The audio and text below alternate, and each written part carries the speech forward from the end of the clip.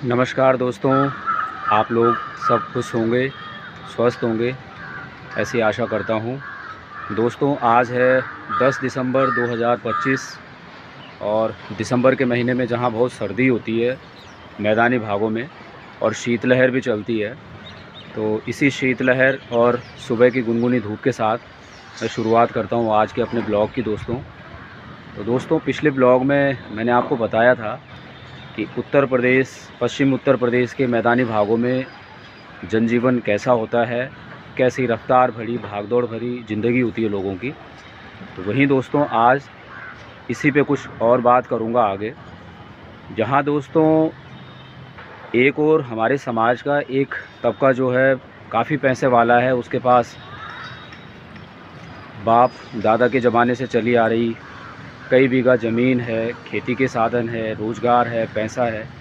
वहीं दोस्तों हमारे समाज में आज भी एक तबका ऐसा है जिसके पास न तो रहने को घर है, न खाने को अच्छा खाना, न पहनने को अच्छे कपड़े।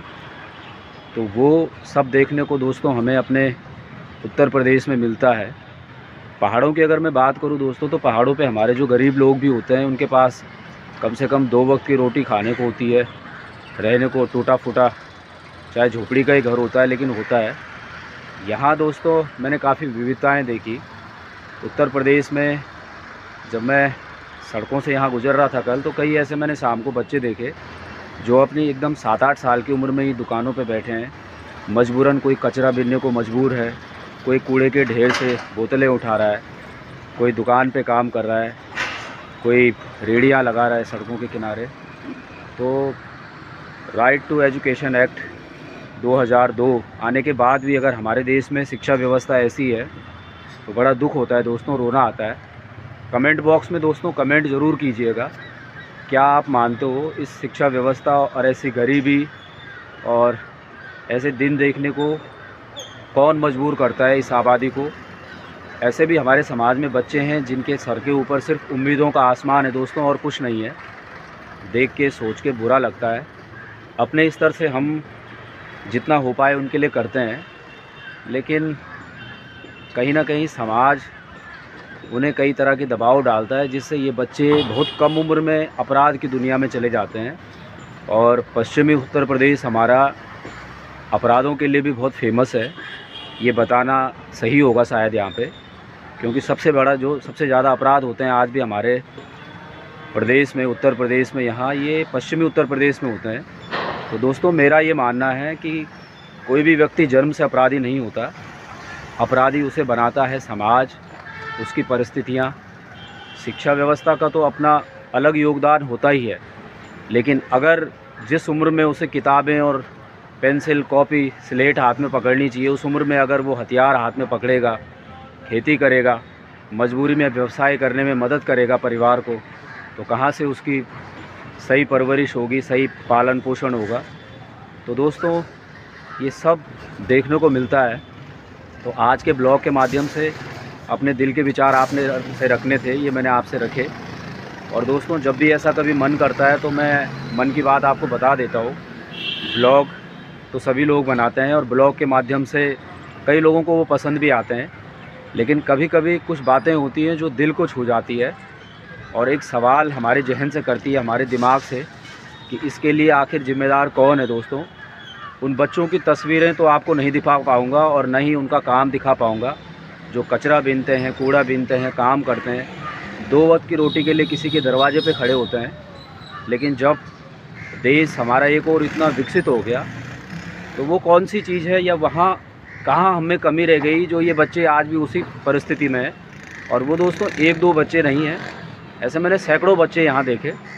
कुछ को मैंने गाड़ी की खिड़की से देखा, जिस रोडवेज बस से मैं आ रहा था, तो शाम को रात को काफ़ी देर तक उसी विषय पे सोचा मैंने, लेकिन जो जवाब मिले वो भी कहीं ना कहीं अपने दिल में थे।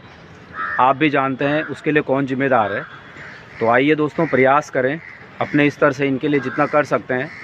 सरकारें, शिक्षा व्यवस्था, समाज तो अपना काम करता ही रहता है, लेकिन कभी कभी हमें अपनी भी जिम्मेदारी निभानी होगी और ऐसे लोगों को एक ऐसा जीवन देना होगा जिससे ये भी खुशहाल जीवन जिएं, समाज से अपराध कम हो, समाज में खुशहाली आए। किसी दिन कोई ये ना कहे ये पश्चिमी उत्तर प्रदेश सबसे अपराध भरा इलाका है और यहाँ भी शांति व्यवस्था हो। हालांकि दोस्तों, उत्तराखंड के हमारे माननीय यशस्वी जो मुख्यमंत्री हैं उत्तर प्रदेश के, श्री योगी आदित्यनाथ जी, हमें बड़ा गर्व होता है। वो हमारे उत्तराखंड के पहाड़ की भूमि से हैं। तो जब से वो उत्तर प्रदेश के मुख्यमंत्री बने हैं, उन्होंने गरीबी, अपराध, अशिक्षा, कुपोषण, इस पे काफ़ी अंकुश लगाया है। इसमें कोई बताना दोहराए नहीं होगा, ये बिल्कुल सच्चाई है। लेकिन अपने स्तर से माननीय योगी आदित्यनाथ जी तो बहुत अच्छा कर ही रहे हैं। क्यों ना उनके इस प्रयास में हम भी एक हिस्सा बने। अपने स्तर से जहाँ भी ऐसे बच्चे दिखते हैं, इनकी मदद करें। उन्हें अपने स्तर से जितनी मदद हो सकती है दोस्तों, मैं ये कहता हूँ कि मदद हम किसी को सिर्फ नए कपड़े और बहुत ज़्यादा पैसे देकर नहीं कर सकते हैं। मदद हम किसी भी छोटे रूप में कर सकते हैं। तो चलिए दोस्तों, आज का ब्लॉग आपको उम्मीद करता हूँ पसंद आया होगा। और आज के विचार आपको कैसे लगे, कमेंट बॉक्स में कमेंट ज़रूर कीजिएगा कि हम इस व्यवस्था को, गरीबी को, भुखमरी को मिटाने में कैसे योगदान कर सकते हैं। ज़रूर कमेंट कीजिएगा दोस्तों। और साथ साथ मेरे चैनल को सब्सक्राइब भी कीजिएगा। अगर आपको ये पसंद आता है, मेरे थॉट, मेरे विचार पसंद आते हैं, और इन्हीं विचारों के माध्यम को, इन्हीं विचारों को व्यक्त करने के लिए मैंने अपना ये चैनल बनाया है। तो दोस्तों ज़रूर बताइएगा। चलते चलते दोस्तों एक दृश्य और दिखाऊंगा आपको पश्चिमी उत्तर प्रदेश का, यहाँ के जनजीवन का। तब तक के लिए बहुत बहुत धन्यवाद दोस्तों।